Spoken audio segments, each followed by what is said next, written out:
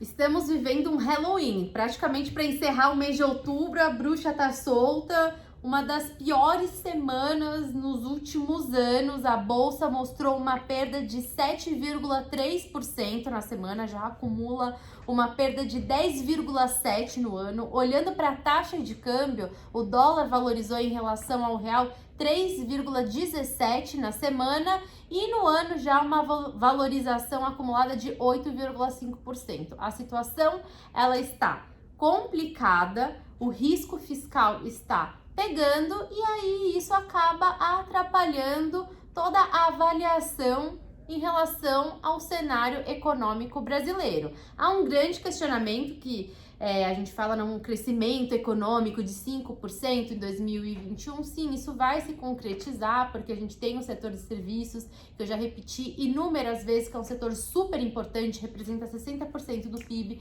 que vai continuar exibindo uma recuperação ao longo do segundo semestre e vai contribuir para essa retomada da atividade econômica em 2021. Mas o grande questionamento é 2022, porque a gente já vai estar num patamar elevado de taxa de juros junto com o processo de inflação. Isso talvez prejudique o Brasil e não cresça nem 1%. As expectativas de crescimento eram ao redor de 2,5%, agora já estão se aproximando de 1%. E a gente tem que trazer no debate essa semana complicada e ela ilustra muito bem o tal do risco fiscal. Nós acompanhamos o vai e vem da PEC dos precatórios, que se tornou o instrumento, né? Todas as fichas do governo estão na PEC dos precatórios, é um tema que a gente tem que acompanhar com muita atenção, o desenrolar nas próximas semanas. Quem não entendia muito bem o conceito do teto dos gastos, passou a entender, é a âncora fiscal, é o que dá segurança para os investidores em relação à nossa economia, que é uma economia emergente e precisa, de algum indicador aos investidores sobre o compromisso de reduzir o nível do endividamento. E o teto dos gastos, ele vem como esse instrumento, trazer clareza da nossa responsabilidade com o gerenciamento das contas públicas. O fato existia uma maneira de fazer o Auxílio Brasil respeitando o teto dos gastos, desde que fosse aprovado reformas econômicas que não foram. E aí o Auxílio Brasil virou uma colcha de retalhos. Então a gente vem para o mercado financeiro, não há questionamento da necessidade de implementar o programa, aumentar o programa assistencialista. O questionamento é sobre a maneira como que isso está acontecendo. Então, Paulo Guedes vai, Paulo Guedes fica, ficou. E o que a gente vai acompanhar nas próximas, se é bom ou se é ruim o fato dele ter ficado, ainda é muito cedo para a gente avaliar. O que a gente pode já analisar de uma maneira prematura é que quando a gente retira um fator de incerteza do mercado financeiro, isso é positivo. Então, o fato de não ficar em aberto, quem vai ocupar o Ministério da Economia reduz um pouco a incerteza. A gente viu que a bolsa estava perdendo quase 4% e fechou com uma queda ali ao redor de 1,5%, se eu não me engano. E a gente vai continuar com incerteza, porque uma vez que a gente tem o grande fiador do governo Bolsonaro, que é o Paulo Guedes, flexibilizando o seu discurso, isso pode trazer alguns outros momentos de incerteza. Por isso, essa avaliação de que ainda é prematuro a gente falar se é bom ou se é ruim, porque o mercado ele pode se encontrar em outros momentos econômicos e surgir questionamentos sobre a postura do ministro da Economia. Então, o que a gente tem que acompanhar ao longo das próximas semanas é a PEC dos precatórios, onde estão aí todas as fichas do governo para colocar o Auxílio Brasil em prática. E a gente vem para o mercado acionar em pensar que o mercado chegou a mostrar um ganho de quase um pouco acima de 6% no ano, ali perto de junho, exatamente, né, Rodrigo Moliterno? Quase 7% aí chegou. E inclusive até a questão de uns 15 dias atrás, vai antes até mesmo dessa história vir à tona da Bolsa Brasil, do teto aumentar ou não, a gente estava com um certo viés positivo dentro do mercado, ainda sabendo que tinha essa questão fiscal aí a ser resolvida, mas não existia essa incerteza que se criou e como você muito bem colocou, né, cara? os mercados, eles não gostam da incerteza.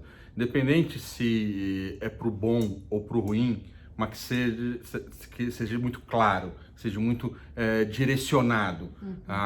Essa incerteza traz sim volatilidade, traz assusta os investidores, todo mundo não quer ficar num ambiente. A gente viu recentemente com a própria China, né, com a questão aí da Evergrande, né, a incerteza, o governo vai ajudar, não vai ajudar, como que vai acontecer? Toda essa incerteza que rolou lá, refletiu lá na economia, que com certeza, por ser uma economia gigante, refletiu para fora em todos os mercados, justamente pela incerteza. E hoje, com já alguns fatos e a China se movimentando, dando um certo auxílio, a própria Evergrande conseguindo aí dar uma solução para um débito que ela tinha agora no curto prazo, diminuiu essa incerteza. E foi um catalisador para as commodities. E como você falou, esse cenário de incerteza nos trouxe nessa última semana especificamente, né?